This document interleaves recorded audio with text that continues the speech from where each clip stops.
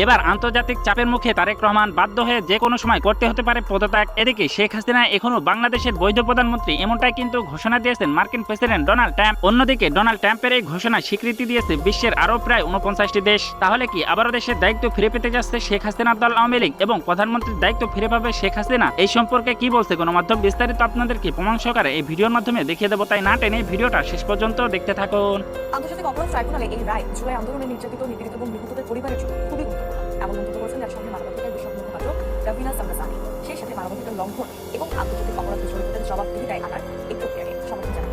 আওয়ামী লীগ ফিরে আসছে বিএনপি গ্রুপে। যারা আওয়ামী লীগ করতো তারাই বিএনপি, আর আমরা যারা বিএনপি হিসেবে রাজনীতি লড়াই সংগ্রাম করছি, তখন দলের সুসময় আমাদের দলের লোক কোনো মূল্যায়ন করে না। 5 আগস্টের পর বিএনপির মধ্যে আওয়ামী লীগকে জায়গা দেওয়ার কারণে ক্ষুব্ধ বিএনপির সংগ্রামী এবং ত্যাগী নেতাকর্মীরা। আমি যাকে দেখেছি যে ব্যক্তি আওয়ামী লীগ করেছে, আমাদেরকে লাঠি সোটা দিয়ে মেরেছে, আমাদের জন্য রাস্তায় যাওয়ার সময় রাস্তা ব্যারিকেড করছে, পুলিশে ধরাই দিয়েছে। 5 আগস্টের পরে তারা এখন এসে বিএনপি হয়ে গেছে, লজ্জা হয়। দীর্ঘদিন পর শেখ হাসিনার একটি ফোন কল বা গোপন বার্তা তৃণমূল থেকে শুরু করে কেন্দ্র পর্যন্ত দলীয় নেতাকর্মীদের মাঝে নতুন প্রাণের সঞ্চার করেছে।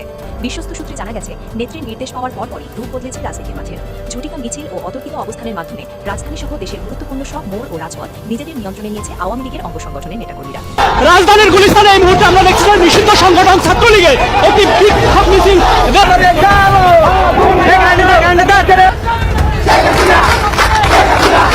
ভারতের আশ্রয়ে থাকা শেখ হাসিনার সাথে গোপনে বৈঠক করেছেন রাশিয়ার প্রেসিডেন্ট ভ্লাদিমির পুতিন, এমন খবরে সয়লাব সোশ্যাল মিডিয়া। শেখ হাসিনাকে অভিনন্দন জানিয়েছেন রাশিয়ার প্রেসিডেন্ট ভ্লাদিমির পুতিন।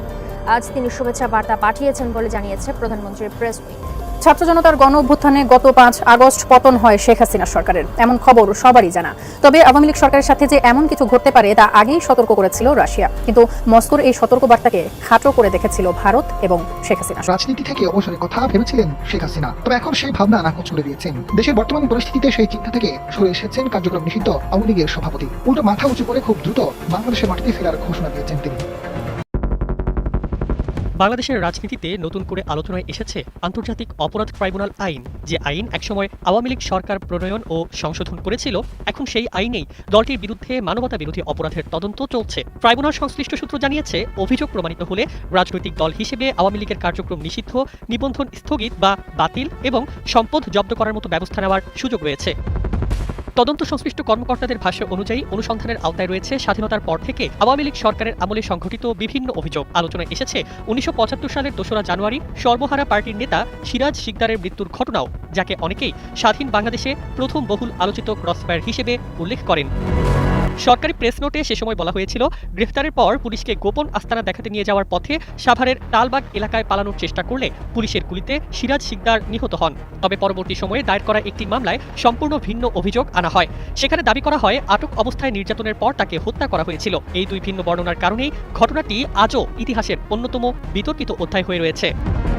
আন্তর্জাতিক অপরাধ ট্রাইব্যুনালের তদন্ত সংস্থার সমন্বয়ক জানিয়েছেন, রাজনৈতিক দল হিসেবে আওয়ামী লীগের বিরুদ্ধে মানবতা বিরোধী অপরাধের অভিযোগের তদন্ত চলমান রয়েছে। তদন্ত শেষে অভিযোগের প্রাথমিক ভিত্তি পাওয়া গেলে প্রসিকিউশন প্রয়োজনীয় আইনগত পদক্ষেপ নেবে। আইন বিশেষজ্ঞদের একাংশের মতে 1973 সালের আন্তর্জাতিক অপরাধ ট্রাইব্যুনাল আইন এবং পরবর্তীতে 2013 সালে যুক্ত হওয়া সংগঠন শব্দের বিধান রাজনৈতিক দলের বিরুদ্ধেও বিচার পরিচালনার সুযোগ তৈরি করেছে। আবার অন্য একটি অংশের মত, এত পুরনো ঘটনার ক্ষেত্রে অভিযোগ প্রমাণ করা আইনি দিক থেকে অত্যন্ত জটিল হবে এবং পুরো প্রক্রিয়া রাজনৈতিক বিতর্কেরও জন্ম দিতে পারে। এদিকে মানবাধিকার সংগঠনগুলোর বিভিন্ন প্রতিবেদনে অতীতের বিচার বহির্ভূত হত্যাকাণ্ড ও বল প্রয়োগের অভিযোগও নতুন করে আলোচনা এসেছে।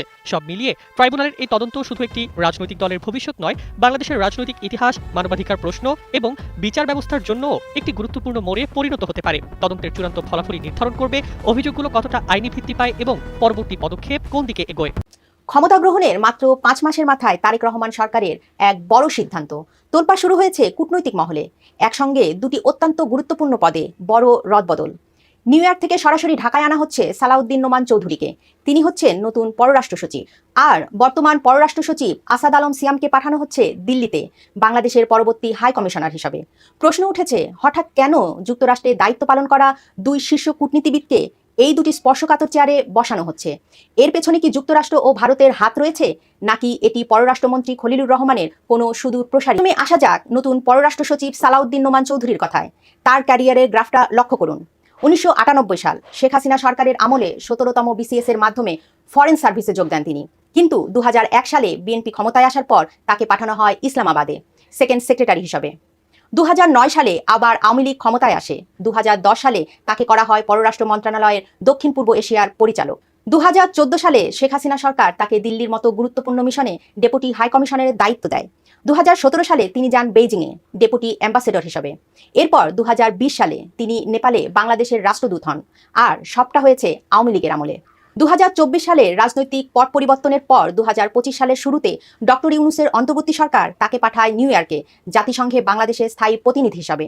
আর এখন 2026 সালে এসে তারেক রহমানের বিএনপি সরকার তাকে বানাচ্ছে দেশের নতুন পররাষ্ট্র সচিব। এবার নজর দেওয়া যাক আসাদ আলম সিয়ামের দিকে, যাকে পাঠানো হচ্ছে দিল্লিতে বাংলাদেশের পরবর্তী হাই কমিশনার হিসাবে। সিয়াম ফরেন সার্ভিসে যোগ দেন 1995 সালে বিএনপি সরকারের আমলে। 2006 থেকে 2009 পর্যন্ত যুক্তরাজ্যের সহকারী হাই কমিশনার ছিলেন।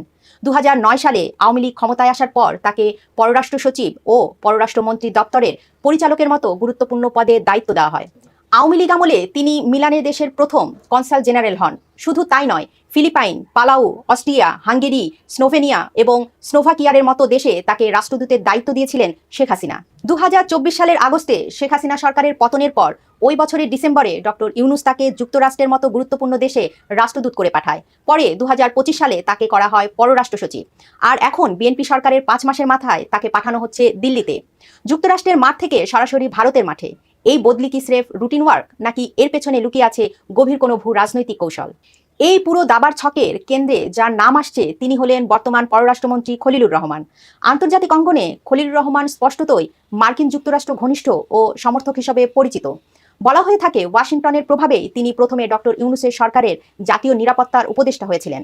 পরবর্তীতে 2026 সালের নির্বাচনে বিএনপি সরকার গঠন করলে খলিলুর রহমানকে দেওয়া হয় পররাষ্ট্র মন্ত্রণালয়ের দায়িত্ব। রাজনৈতিক বিশ্লেষকদের মতে যুক্তরাষ্ট্র এবং ভারতের যৌথ পরামর্শ ও সবুজ সংকেত পেয়ে তারেক রহমান খলিলুর রহমানকে পররাষ্ট্রমন্ত্রী করেছেন। এখন প্রশ্ন হলো, খলিলুর রহমান কেন এই দুই কূটনীতিবিদকে বেছে নিলেন? সালাউদ্দিন নোমান চৌধুরী 3 বছর দিল্লিতে ডেপুটি হাই কমিশনার ছিলেন। ফলে দিল্লির ক্ষমতার অন্দরে কিভাবে কাজ করে তা নোমান চৌধুরীর নখদর্পণে। তাকে সচিব বানিয়ে ঢাকায় রাখা এবং সিয়ামকে দিল্লিতে পাঠানো, এই দুই সিদ্ধান্তই কি খলিলুর রহমানের একক, নাকি এর পেছনে রয়েছে ওয়াশিংটন ও দিল্লির যৌথ পরামর্শ? চলুন একটু গভীরে গিয়ে বিশ্লেষণ করা যাক। সালাউদ্দিন নোমান চৌধুরী এবং আসাদ আলম সিয়াম দুজনেই শেখ হাসিনা সরকারের আমলে অত্যন্ত গুরুত্বপূর্ণ ও সংবেদনশীল পদে ছিলেন। শেখ হাসিনা সরকারের পতনের পর যেখানে প্রশাসনের সব স্তরে আওয়ামী লীগ ঘরানার কর্মকর্তাদের সরিয়ে দেওয়া হচ্ছে, সেখানে এই দুজনকে এত বড় দায়িত্ব দেওয়ার অর্থ কী? এখানেই উঠছে দিল্লির পরামর্শের তত্ত্ব। শেখ হাসিনা সরকারের বিদায়ের পর ভারতের সঙ্গে বাংলাদেশের সম্পর্কে এক ধরনের শীতলতা তৈরি হয়েছিল। তারেক রহমান সরকার ভালো করেই জানে প্রতিবেশীকে চটিয়ে ঢাকার ক্ষমতার মসনদ মসৃণ রাখা সম্ভব নয়। দিল্লি হয়তো তারেক রহমান সরকারকে স্পষ্ট বার্তা দিয়েছেন, এমন কাউকে ভারতের মিশনে এবং পররাষ্ট্র মন্ত্রণালয়ে বসানো হোক যাদের ওপর দিল্লির আস্থা আছে এবং যারা চরমপন্থী বা ভারত বিরোধী ভাবমূর্তির নন। তারেক রহমান সরকারও দিল্লি সেই চাওয়াকে সম্মান দেখিয়েছে।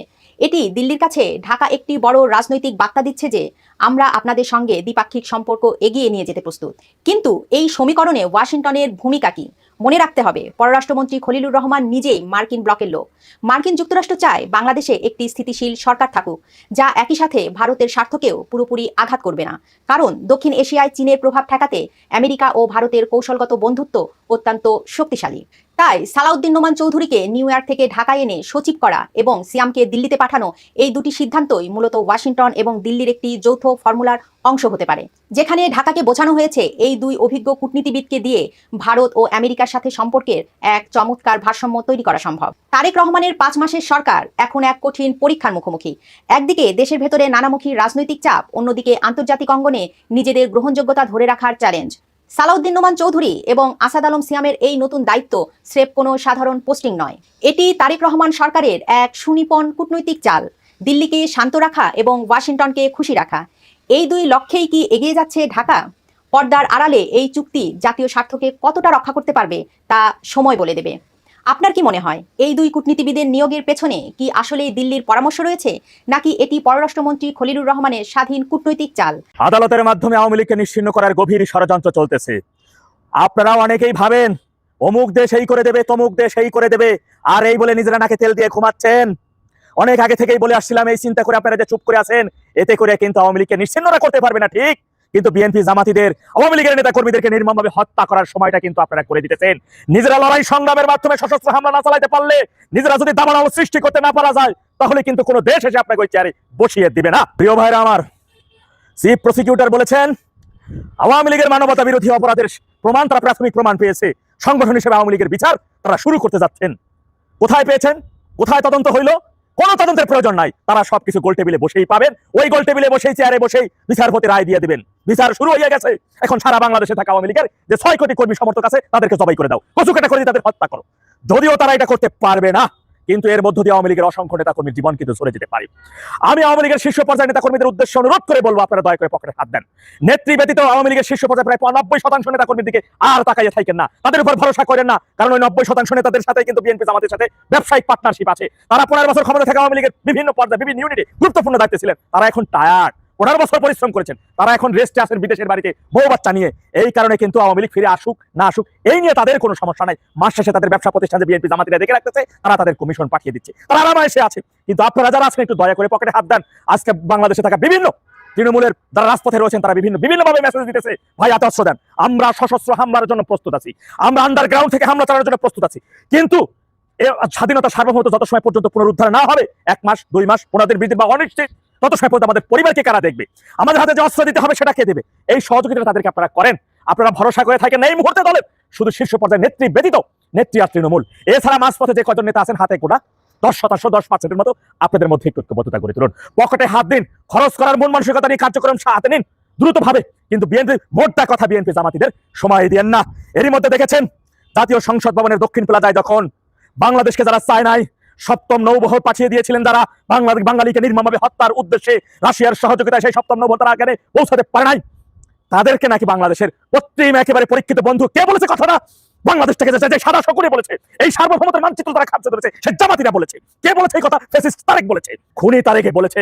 তারা ক্ষমতার জন্য বাংলাদেশের সার্বভৌমত্ব, স্বাধীনতা, মানচিত্র, লাল সবুজের পতাকা নিমিষেই কবর দিয়ে দিতে তারা প্রস্তুত আছে। ওতে কিছু যায় আসে না, ওরা এখন আরামায়েশে আছে, অর্থ টাকা পয়সা নিয়ে ওই যুক্তরাষ্ট্রে চলে যাবে। তারেকের মূল চিন্তা হচ্ছে যুক্তরাষ্ট্র থেকে নিষেধাজ্ঞা কিভাবে, ওর উপর যে নিষেধাজ্ঞা আছে সেই নিষেধাজ্ঞা কিভাবে সে প্রত্যাহার করবে, ওই ধান্দায় আছে। আর এই ধান্দার জন্য ওর যা কিছু প্রয়োজন আছে ঘরের, যে দালার যারা ক্ষমতার জন্য নিজের বাম ভোটকে অন্যের বিছানায় দেওয়ার জন্য দ্বিধাবোধ করে না, তাদের কাছে সার্বভৌমত্বের কথা শুনবেন, তাদের কাছে জনগণের কথা বলবেন। আমি আপনাদের কাছে অনুরোধ করে বিনয়ের সাথে বলবো, আওয়ামী লীগের নেতারা যারা রয়েছেন শীর্ষ পর্যায়ে, তাদের টাকা পয়সা আপনাদের কমরে আল্লাহ অনেক দিয়েছে, আগামীতে আরো অনেকই দিবে, বিশ্বাস এখন আল্লাহ আপনাদের অনেক দিবে। সেই জন্য সার্বভৌমত্বের জন্য, দলের জন্য, তৃণমূল পর্যায়ে সক্রিয় নেতাকর্মীদের জন্য দয়া করে আপনাদের হাতটা বাড়িয়ে দেন, সহযোগিতা করুন ওদেরকে, নিবিড় যোগাযোগ রাখুন তাদের সাথে। সশস্ত্র হামলা ছাড়া কিন্তু বাংলাদেশকে রক্ষা করা যাবে না।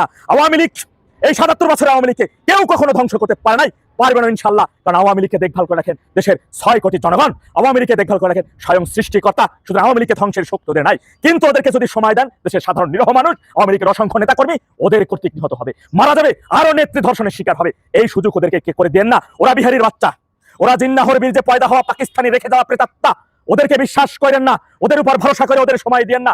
যত দ্রুত সম্ভব গেরিলা কায়দায় আন্ডারগ্রাউন্ড থেকে সশস্ত্র হামলা পরিচালনা করা যায় তার প্রস্তুতি আপনারা গ্রহণ করুন। ওদেরকে যত সময় দেবেন ততই কিন্তু ধ্বংসের দিকে যাচ্ছি আমরা। ওদেরকে যত সময় দেবেন ততই ওদের শক্তি সঞ্চারিত হচ্ছে, ওরা ধ্বংস করার জন্য আরো সুযোগ পাচ্ছে, সময় পাচ্ছে। দয়া করে এই সময়টা ওদেরকে দিয়েন না। একটু মাথায় রাখেন পাকিস্তান কিভাবে বলে চতুর্দিক থেকে হামলা চালাবে তারা ভারতে। এই কথাটা কেন বলতেছে একবার কি বুঝে আসছে না আপনাদের মাথায়? সিম্পল কমন সেন্সটা কেন আসতেছে না? বাংলাদেশটা যে বাংলাদেশ নাই, বাংলাদেশটা যে পূর্ব পাকিস্তানে পরিণত হয়েছে, বাংলাদেশটাকে ওরা বলে নতুন বাংলাদেশ। ওই নতুন বাংলাদেশটাকে নতুন ভাবে পূর্ব পাকিস্তান বানাই ফেলতে রাত আর দিন লাগবে না, 1 মিনিটের মধ্যে সেটা হয়ে যাবে। সুতরাং সেই সুযোগটা দয়া করে ওদেরকে আর দিয়েন না। নেত্রীর সাথে যখন বাস্তবতা চলতেছে সেই বাস্তবতা নিয়ে নেত্রীর সামনে তুলে ধরুন। বর্তমান সময়টা যেটা করা উচিত সেই বিষয়গুলো তুলে ধরুন। ওই আওয়ামী লীগের বিদ্যুৎ মন্ত্রী বিপুর মতো যারা নেতা আছে তাদের উপর ভরসা করা বাদ দেন। বিএনপি জামাতিদের সাথে ন্যূনতম ব্যবসায় পার্টনারশিপ সকল নেতাদের আছে, তাদের আপাতত দূরে রাখেন, দলের গভীরের আলোচনা থেকে তাদের দূরে রাখেন। এগুলো লিক হচ্ছে, তারা চাচ্ছে না যে আওয়ামী লীগ খুবই দ্রুত সময়ের মধ্যে বাংলাদেশের স্বাধীনতা সার্বভৌমত্ব পুনরুদ্ধার করুক, কারণ এতে তাদের পার্টনারশিপে যারা রয়েছে বিএনপি জামাতিরা, তারা মন খারাপ করবে। ব্যবসা পার্টনারশিপ থাকবে না, হারিয়ে যেতে পারে, ব্যবসা অনিশ্চিত হয়ে যাইতে পারে, কারণ তাদের টাকার পাহাড় করেছে, লক্ষ লক্ষ হাজার হাজার কোটি টাকা। ওই টাকা তারা কবরে নিয়ে যাবে, তারা স্বপ্ন থেকে সেই টাকা তারা কবরে নিয়ে গিয়েও আখেরাত পার হয়ে যাবে বিভিন্ন বাধা এই অর্থ। সুতরাং তাদের উপর ভরসা বাদ দেন। বর্তমান পরিস্থিতির বিষয়টা একটু অবজার্ভ করেন, এই বিষয় নিয়ে পুঙ্খানুপুঙ্খভাবে সিদ্ধান্ত নিয়ে আলোচনার মাধ্যমে সশস্ত্র হামলা কিভাবে চালানো যায়, কিভাবে দুর্বারভাবে এই সকল কথিত ক্ষয়ের খা আদালত এবং এই ক্ষয়খাই সকল ফ্যাসিস্ট তারেকের হাত থেকে, এই স্বাধীনতায় সাদা শকুনদের হাত থেকে বাংলাদেশকে রক্ষা করা যায়, এই জুলাই জঙ্গিদের নিশ্চিহ্ন করে দিয়ে কিভাবে সার্বভৌমত্ব রক্ষা করা যায়, তার জন্য এগিয়ে চলুন, শক্ত অবস্থান নিন, কঠোর অবস্থান নিন, সেই মাফিক চলুন। বিজয় আমাদের হবে ইনশাআল্লাহ। জয় বাংলা, জয় বঙ্গবন্ধু, বাংলাদেশ চিরজীবী হোক। দর্শক, এই ভিডিওটা আপনাদের কাছে কেমন লাগলো? যদি বিন্দু পরিমাণ ভালো লেগে থাকে তাহলে অবশ্যই চ্যানেলটাকে সাবস্ক্রাইব করে আমাদের সাথেই থাকবেন, যাতে করে এমন নতুন নতুন আপডেট নিউজ সবার আগে আপনাদের হাতে পৌঁছে দিতে পারি। তাহলে সবাই ভালো থাকবেন, সুস্থ থাকবেন। দেখা হচ্ছে পরবর্তী কোনো আপডেট নিউজ নিয়ে।